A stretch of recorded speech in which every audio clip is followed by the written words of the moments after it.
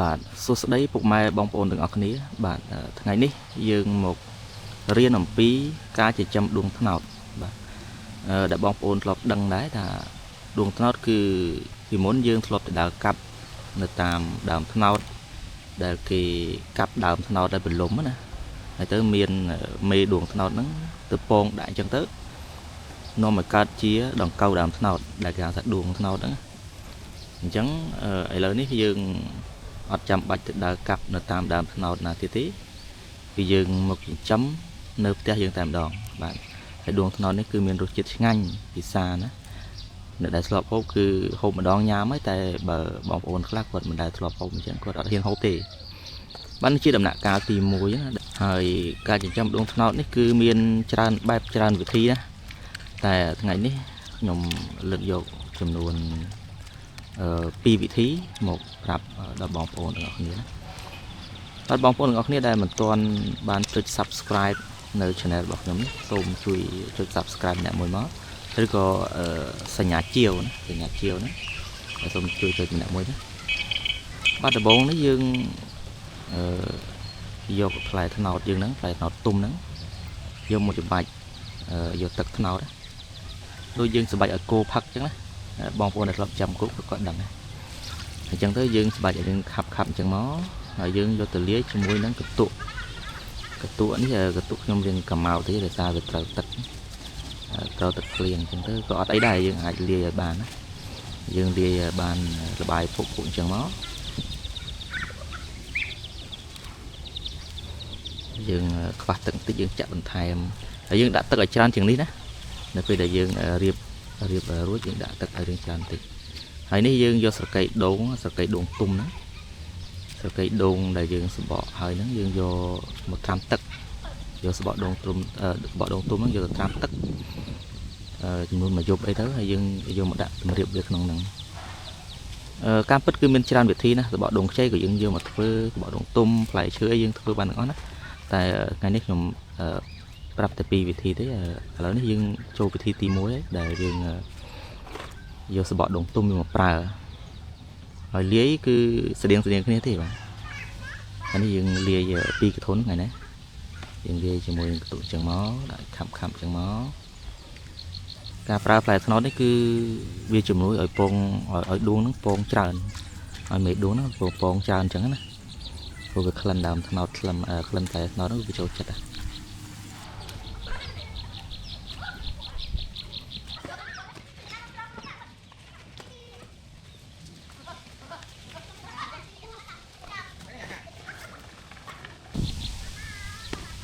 បាទឥឡូវនេះគឺយើងយកមេហ្នឹងគឺយើងបង្កាត់ដោយខ្លួនឯងដែរហើយវីដេអូក្រោយខ្ញុំនឹងធ្វើអំពីវិធីបង្កាត់យកដួងយកទៅបង្កាត់ធ្វើមេអញ្ចឹងណានេះមេវាគឺមានញីមានឈ្មោលចំពោះប្រម៉ោយអាណាប្រម៉ោយខ្លីហើយមានរោមនៅនឹងប្រម៉ោយហ្នឹងគឺឈ្មោលហើយប្រម៉ោយតូចហើយវែងហើយអត់មានរោមទេគឺប្រម៉ោយវារលោងគឺភេទញី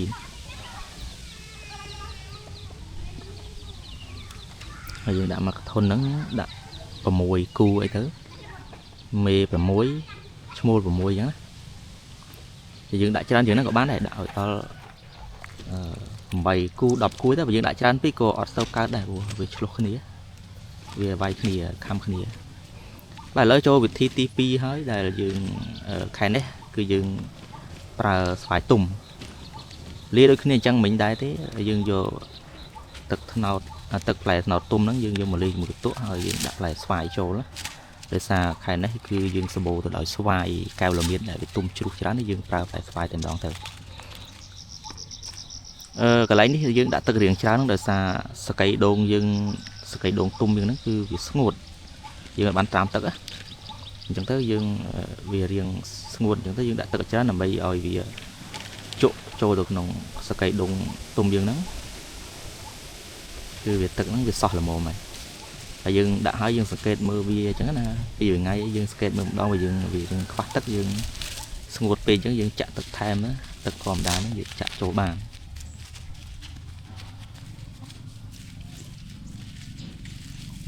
យើងដាក់រៀបមកហើយសង្កេតដងទុំគឺយើងដាក់ដើម្បីឲ្យ tí muối đuông có việc si đấy vì để việc cắt chỉ con đuông tới nó việc si nằng việc si sẽ cái đuông nằng thấy tí pí cái dương đã bây giờ mì với chế độ bộ mì này vì ở ai tao tôm được nòng tật với được nòng hộ đại dương lia nâng bán thì của cái thợ ca lang một chế độ lang một buôn này chẳng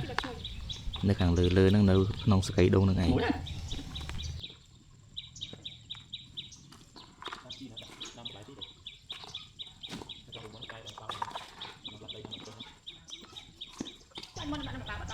បន្ទាប់ពីដួងដែលយើងដាក់បានដាក់មេវាចូលហ្នឹងចំនួនកន្លះខែយើងអាចថែមចំណីដោយសារឥឡូវនេះគឺស្វាយទុំកែវល្មៀតហ្នឹងវាជ្រុះច្រើនគឺចោលច្រើននៅតាមចំការអញ្ចឹងខ្ញុំរើសយកមកថែមជាចំណីដួងលើកទី2អញ្ចឹងទៅដំបូងយើងដាក់ហ្នឹងគឺជាលើកទី1ឥឡូវនេះគឺលើកទី2ការថែមចំណីហ្នឹងយើងមើលដែរណាបើសិនបើយើងឃើញថាយើងថែមច្រើនណាបើសិនជាយើងថែមច្រើនយើងកាយចំណីចាស់នឹងចោលគាត់ទៅហើយយើងមើលដែរគីឡូមានកូនដួងកូនអីនៅទូចឹងនៅក្នុងហ្នឹងយើងកាយចោលណាបាទចឹង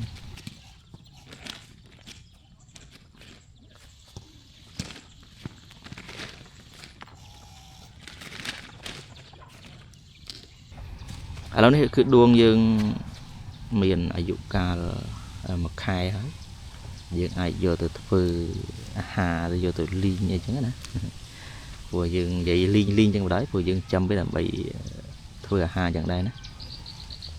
បងខ្លះដែលគាត់ចេះធ្វើអាហារដួងណាចេះលីងចេះធ្វើភ្លាឬក៏ធ្វើអីផ្សេងទៀតគឺគាត់ធ្វើឆ្ងាញ់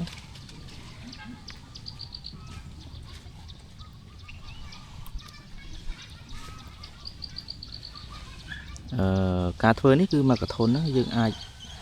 បានរហូតដល់7 គីឡូតាមយើងមើលថែវាដែរទេបើសិនបើយើងរៀបមើលថែបានល្អទៅលាយចំណីតាមត្រូវទៅវាបានច្រើនតែបើសិនវាអត់ទៅមើលថែទេក្នុងនឹងស្ងួតអញ្ចឹងទៅវាអាចនឹងទិន្នផលទៅតាមនឹងដែរអញ្ចឹងខ្លះតែបាន 4-5 ខាំអញ្ចឹងទៅឬក៏3 កធុនអីអញ្ចឹងបាន1 គីឡូអញ្ចឹងណា4 កធុនអញ្ចឹងណាតាមយើងថែមចំណីវាដល់ទៅយើងថែមជាផ្លែឈើយ៉ាងអីក៏បានដែរយើងអាចថែមវារហូតទៅហើយវិធីផ្សេងទៀតហ្នឹងគឺយើងអាចថែមគឺយើងអាចលាយចំណីសបកដូងខ្ចីហ្នឹងសបកដែលយើងហូបទឹកអស់ហ្នឹងយើងកាប់វាយកមកលាយបានលាយហើយចាក់ចូលដើម្បីឲ្យដួងស៊ីបានណាតែយើងចាំវីដេអូក្រោយខ្ញុំនឹងធ្វើរបៀបនោះទៀតតែឥឡូវនេះគឺយើងបង្ហាញរបៀបផ្សេងទៀតយើងធ្វើបានដូចគ្នាតាមដែលនៅចិត្តខ្លួនយើងនឹងសបោអីយើងអាចធ្វើពីនឹងបានណាឥឡូវយើងដាក់វាត្រាំទឹកអញ្ចឹងមកបើសិនតែយើងអត់ដាក់ទឹកអញ្ចឹងវាខាំគ្នាយើងដាក់ផ្ទាល់នៅក្នុងកធុនវាអាចខាំគ្នាអញ្ចឹងទៅវារបួសពេលយើងដាក់បង្កាត់ពូជឬក៏យើងដាក់ឲ្យស៊ីចំណីបន្ថែមទៀតអញ្ចឹងទៅវាអាចងាប់ដែរបើយើងដាក់នៅក្នុងទឹកអញ្ចឹងវាខាំគ្នាកើតទេ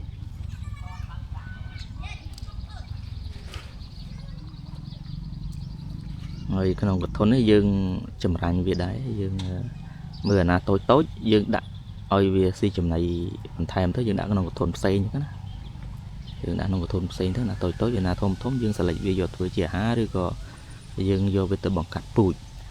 ដួងដែលអាចបង្កាត់ពូជបានគឺលើសពី30 ថ្ងៃឡើងណារហូតដល់45 ថ្ងៃចន្លោះប៉ុណ្ណឹងគឺយើងអាចយកទៅធ្វើពូជបានហើយតែយើងសិលេចយកណាធំអញ្ចឹងណាដើម្បីឲ្យវាបានមេវាមកល្អ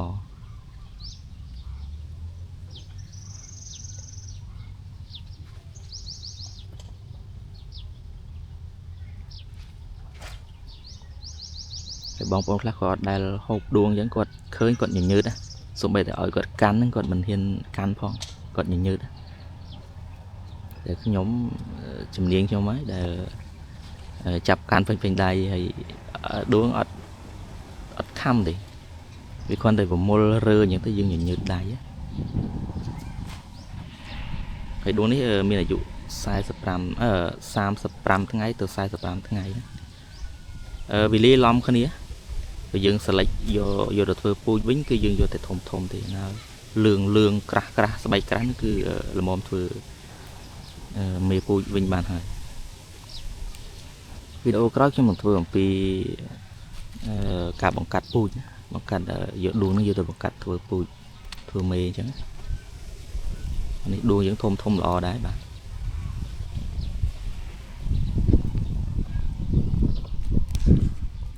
ទីផ្សារដួងបច្ចុប្បន្នក៏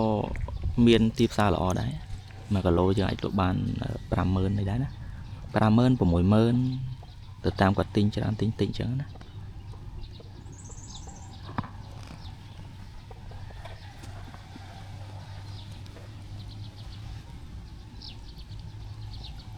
បាទបងប្អូនដែលមិនទាន់បានចុច Subscribe នៅ Channel របស់ខ្ញុំទេសូមជួយចុចម្នាក់មួយណាដើម្បីជាកម្លាំងចិត្តខ្ញុំបាទដែលនឹងបន្តធ្វើវីដេអូបានច្រើនជាងនឹងបន្តទៀតបាទ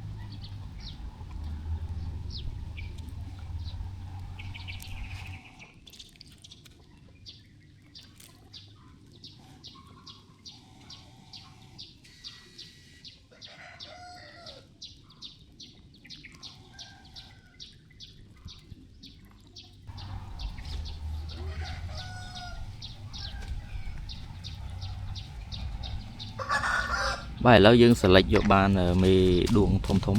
ដែលយើងត្រូវទៅយកទៅបង្កាត់ពូជហើយបាទយើងយកសកៃដូងយើងហ្នឹងកន្លែងរៀងកាត់បន្តិចយើងយកសកៃដូងយើងទុំហ្នឹងយើងយកទៅកាត់វាជាដុំអញ្ចឹងទៅប៉ុណ្្នឹងមកហើយយើងយកទៅត្រាំទឹកចំនួន1យប់យកត្រាំទឹកឲ្យលិចទឹកឲ្យធ្វើមិនឲ្យសកៃដូងហ្នឹងវាជោគទឹកល្អកាលណាយើងដាក់ស្ងួតវាមូហើយវាខ្វះសំណើមគឺវាងាប់ហើយនៅត្រង់ចំណុចនេះគឺយើងត្រាំវាទុក1យប់រួចយើងស្រង់វាចេញហើយទុកឲ្យសោះទឹកទើបយើងយកទៅតម្រៀបវាដើម្បីដាក់ដួងមូហើយនេះយើងរៀបវាអញ្ចឹងមករៀបវាក្នុងកធុនឲ្យណែនអញ្ចឹងហើយយើងយកដួងយើងហ្នឹងធំហ្នឹងយើងយកមកដាក់រោយពីលើហ្នឹងដើម្បីឲ្យវាមូពេលវាមូដុំប៉ុនមេដៃហ្នឹងធ្វើជាសបុករបស់វាទើបវាកើតជាមេនៅក្នុងហ្នឹងហើយវាចេញមកជាមេវាចេញមកហើយយើងក៏មិនអាចដាក់ច្រើនពេកដែរក្នុងមួយកធុនយើងអាចថាយើងដាក់ទៅ100ក្បាលចុះយើងដាក់ច្រើនពេកសកៃដូងមួយកធុនហ្នឹងវាមូអត់គ្រាន់ទេវាដដើមគ្នាខ្លះអត់មានអីមូវាអាចងាប់នៅក្នុងហ្នឹងក៏អាចថាបានដែរអញ្ចឹងយើងមើលមកល្មមអ្នកខ្លះគេរាប់ដាក់ធ្វើ70 80អីទេតែខ្ញុំអត់ទេខ្ញុំដាក់យកអញ្ចឹងទៅវាខូចវាមានខូចនៅតែមានខូចអញ្ចឹងទោះបីយើងដាក់តិចដាក់ច្រើនក៏ដោយមានខូច4 10ក្បាលក្នុងហ្នឹងវាអត់តាន់មូឬក៏វាមូហើយវាអាចងាប់ទៅវិញវាបកាផ្សេងច្រើនវានៅតែមានងាប់តែគាត់ងាប់តិចអញ្ចឹងណាយើងដាក់អញ្ចឹងមកដល់ពេលហើយវាប្រមូលចូលទៅក្នុងហើយដួងហ្នឹងបើសិនបើយើងយកទៅធ្វើម្ហូបក៏យើងត្រាំទឹកអញ្ចឹងដូចគ្នាយើងដាក់ត្រាំទឹកវាឲ្យវាបឺតទឹកពេញពោះវាទៅវាជួយអាចចេញមកវាក្នុងពោះដួងហ្នឹងវាល្អវាអត់មានជាតិកាក់ដូងជាអីនៅក្នុងហ្នឹងដូចថាអាហារវាក្នុងហ្នឹងវាអត់មានអញ្ចឹងយើងយកទៅហូបទៅវាឈ្ងុយឆ្ងាញ់បាទនិយាយអញ្ចឹងតែឥឡូវយើងរៀបចំវាដាក់រួចហើយយើងរៀបចំវាបានល្អទៅយើងគ្របវាទៅគ្របយើងមើលពីក្រោមហ្នឹងគេលោកមានសម្ោចមានអីវាអាចនឹងចូលទៅរំខានដួងពេលវាមូសបុកហ្នឹងមានសម្ោចមានអីវាអាចចូលអញ្ចឹងយើងបាញ់រ៉េតបាញ់ចិត្តនឹងក្រោមហ្នឹងទៅបាត់អីទេថាយើងទុករយៈពេល15ថ្ងៃគឺយើងអាចឆែកមើលវាបានវាមូហើយអស់ហើយត្រឹម15ថ្ងៃហើយយើងទុកវាអញ្ចឹងទៅរហូតដល់រយៈពេល1ខែបាទរយៈពេល1ខែទើបវាញាស់ចាញ់ជាមេបាទសូមអរគុណចំពោះការទស្សនាតាំងពីដើមរហូតដល់ចប់អរគុណ